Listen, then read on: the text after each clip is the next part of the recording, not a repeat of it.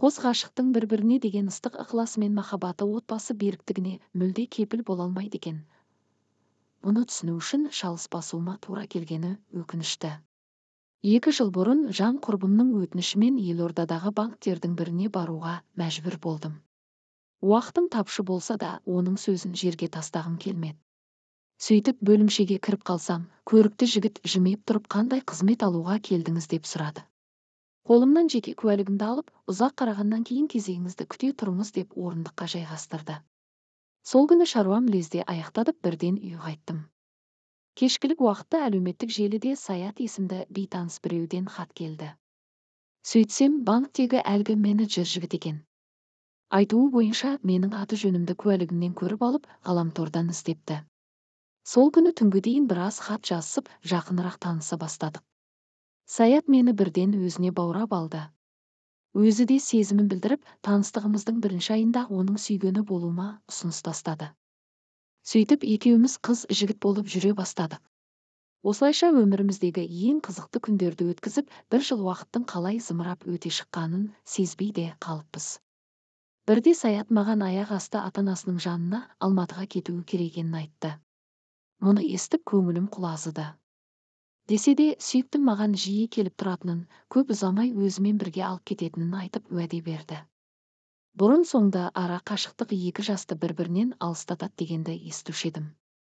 Сол себепті болашағымыздың барына күмән келтіре бастадым. Не десе де, сүйіктім айтқан сөзінде тұрып, алғашқы айлары жиі хабарласты. Алайда карантиннің салдарынан екеуміз бір-бірімізді жарты жыл көрмедік.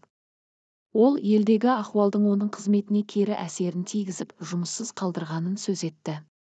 Саят қатты күйзеліп, осы уақыт аралығында біраз өзгергендей болып көрінді. Екеуміз үнемі дауласып, жанжалдасатынды шығардық. Бір-бірімізді жоғалтып алудан қорықсақ та, ауыр сөз айтып, жүрегімізді жаралаудан дес бермедік. Сөйтіп карантин бәсеңдеп, жолдар ашылған кезде, сүйіктім Елордаға келіп, мені өзімен бірге Алматыға алып кететінін, үйленгісі келетінін айтты. Ата-анамның алдынан өтіп батасын да алды. Алайда бар қызық екеуміз отбасылы болғанда басталды. Сүйгенім Алматының шет аумағында ата-анасымен 5 бауырымен бірге тұратын болып шықты. Өзінен үлкен ағасының 3 баласы бар. Барлығы алақандай үйде, соқыр тамда тұрады екен. Сүйіктің отбасы туралы ақтарылып ештеңе айтпаған соң, мен де қазбалап ештеңе сұрамаппын. Сол сәтте мен білген Саят пен Алматыдағы Саят мүлде басқа адамдай болып көрінді. Ол уақытша барлығымен бірге тұруға мәжбүр болатынымызды, жуырда жаңа қызметке орналасып алғаннан кейін қаланың орталық бөлігіне көшіп, жеке өмір сүретінімізді айтты. Сүйіктің уәдесінде тұрар деп, ол үшін бәріне көнуге тырыстым. Уақыт өте берді. Мен келінді қызметіме білек сыбана кірісіп кеттім. Алайда күйеуімнің туыстары құдалық жайлы жақ ашпады, тіпті ата-анаммен телефон арқылы сөйлесіп, қыздарыңыз бізге аманат демеді. Өзімді тұл жетім сезіндім. Ата-енем үйдегілердің алдына бармаған соң, менің ата-анам өздері құдалармен танысу үшін Алматыға келмекші болды. Алайда енем әзірге келмесін, оларды күтетін ақша жоқ. Онсыз да сен келет деп 500 мың теңгеміз кетті деді. Сөйтсем, мен келер алдында үйін жамауға кеткен 500 мыңды айтып отыр екен. Әрине, мен анама бұл жайлы тіс жармадым. Тек елдегі жағдай толықтай реттеліп, карантин бітсін дедім. Десе де осы сөздерден кейін жан дүниемде үлкен дақ қалып қойды. Неге екенін білмеймін, табалдырықты аттаған күнімнен-ақ енем мені жақтыртпады. Ұлына некелеріңді ғана қидыртыңдар, ЗАГСке барушы болма депті. Ол үйдегі күндерімді жек көрінішпен еске аламын. Келін болсам да, күң сияқты көретін. Үлкен абысынымда бір жағыма шығысып ақылым бермейтін. Балалармен бөлмесінде отырып, тек тамақтанатын кезде сыртқа шығатын. Соның өзінде екінші енем секілді істеген ісімді тексеріп, тіміскілеп отырдын. Ал сүйіктімнің анасы оған, келінге шешесі ештеңе үйретпеген екен, сенің бар болғаның қандай жақсы. Өзің тәрбиелеп аласың деп риза болды. Енемнің неліктен бұлай дегенін мүлде түсінбедім. Көп ұзамай Саяттың да маған қырын қарап жүргенін байқадым. Әрбір сөзіме килігіп, жанжал шығарғысы келіп тұратын. Өмірім осылайша бір қалыпты өте берді.